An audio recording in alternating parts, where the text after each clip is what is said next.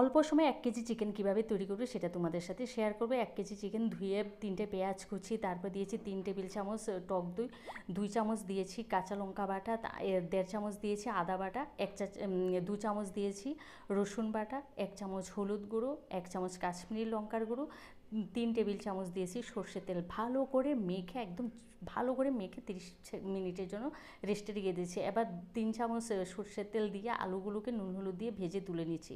ওই তেলে দিয়ে দিচ্ছি সামান্য গোটা জিরা, 2টো শুকনো লঙ্কা, এটা দারচিনি কাটা, সুন্দর ফ্লেভার আসলে 2টো পেঁয়াজ বাটা দিয়ে 2 মিনিট কষিয়ে এখানে 2টো টমেটো কুচি দিয়ে আরও 1 মিনিট কষিয়ে নিয়ে 1 মিনিট কষিয়ে নেওয়ার পর দিয়ে দিচ্ছি মেরিনেট করা চিকেনগুলোকে দিয়ে 2 থেকে 3 মিনিট ঢেকে ঢেকে আমি ভালো করে হাই ফ্লেমে কিন্তু কষিয়ে নিয়েছি। তারপরে মাঝখানে দিয়েছি সামান্য গরম মশলা দিয়ে আবারও 2 থেকে 3 মিনিট আমি কষিয়ে নিয়ে চিকেনটা 50% সেদ্ধ হলে কিন্তু নুনটা দিয়ে দেবো।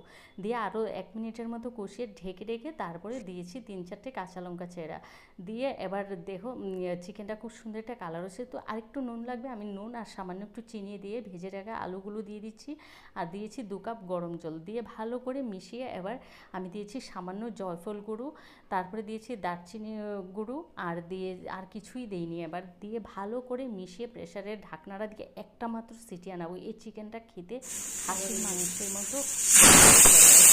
ভিডিওটা ভালো লাগলে তোমাদের আত্মীয় স্বজন বন্ধুবান্ধব সবার কাছে বেশি বেশি করে শেয়ার করে দিও আর আমার চ্যানেলে সাবস্ক্রাইব করতে বলো না। ভালো থেকো, সুস্থ থেকো, আবার দেখাবো নতুন ভিডিও নিয়ে। টাটা।